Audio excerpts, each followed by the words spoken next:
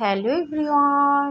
এখন আফটারনুন বলবো না ইভিনিং বলবো কিছুই বুঝতে পারছি না। খেয়েছি তো প্রায় আফটারনুনে। তো আজকে তোমরা অবাক হয়ে যাচ্ছ আফটারনুনে কেন, দেখে বুঝতেই পারছো রেস্টুরেন্টে গিয়েছিলাম খেতে। তার একটা বিশাল বড় মানে কি বলবো, মানে বিশাল বড় একটা কাহিনী। সেই কাহিনী তোমাদের সাথে পরের ভিডিওতে শেয়ার করব। অনেকগুলোই করেছি ভিডিও, এখন দেখা যাক কিভাবে কি পোস্ট করা যায়। তো এটাই হচ্ছে ব্যাপার। তো চলে এসেছি খেতে, ভাবছি কি খাবো এটা ভাবতে ভাবতে তার ভাবলাম ঠিক আছে আফটারনুন মানে দুপুরের খাবারটা খাবো, বুঝেছো। এখন তো ভাবলাম তাহলে বিরিয়ানিটাই খাই আপাতত। চিকেন বিরিয়ানি নিলাম 2 প্লেট, আমি আর মেয়ে দুজনে। আর বরমশাই হচ্ছে কি আমাদের সাথে খায়নি, তার কারণ বরমশাই, সেটাও বলবো পরের ভিডিওতে কেন বরমশাই আমাদের সাথে খায়নি, বুঝেছো। মানে আমরা দুজন কেন খেলাম, এটা নিয়েই একটা মস্ত বড় ব্লগ, খুব মজাদার ব্লগ। মানে তোমাদের কি বলবো, তোমরা নিজেরাই হেসে লুটোপুটি খাবে যে ওরকম ঘটনা আছে। কি বলবো, আর আমার নিজেরই হাসি পাচ্ছে। এমন একটা ঘটনা আজকে ঘটলো, যার জন্য আজকে ভিডিও টিডিও কিচ্ছু করতে পারিনি, পোস্টও করতে পারিনি, ভিডিওই করতে পারিনি কোনো। মানে কত দেরি করে হচ্ছে গিয়ে ছাড়লাম, তোমার হচ্ছে ছবি টবি ছাড়লাম। যাই হোক, তোমরা বলো কেমন আছো। আমার তো দারুণ লাগছে খেতে, সত্যি বিরিয়ানিটা না ভীষণ সুন্দর বানিয়েছে। মানে রেস্টুরেন্টের বিরিয়ানি তেমন একটা আমার ভালো লাগে না, যেহেতু বাড়িতেই করে খাই, বাড়িতে খেতে খেতে অভ্যাস হয়ে গেছে। বাড়ির খাবার জানোই তো একটু।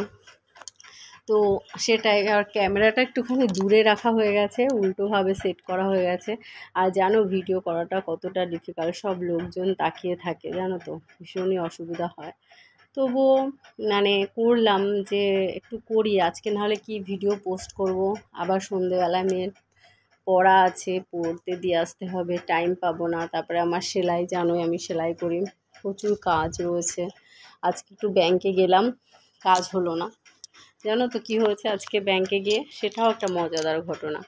মানে এটা হচ্ছে গোষ্ঠীর, আমাদের গোষ্ঠীর ব্যাপার, মানে গোষ্ঠী করি একটা। সেই গোষ্ঠীর টাকা জমা দিতে গেছি, 200 টাকার নোট একটা জাল বেরিয়েছে। কেমন লাগে বলো, সেই টাকাটা জমা দেওয়া হলো না। যেহেতু গোষ্ঠীর বই, গোষ্ঠীর অ্যাকাউন্ট, গোষ্ঠীর টাকা, সেজন্য আমি নিজের পকেট থেকে টাকাটা দেইনি। যে ক্যাশিয়ার আছে তাকে ফোন করলাম, ফোন করে ব্যাপারটা বললাম।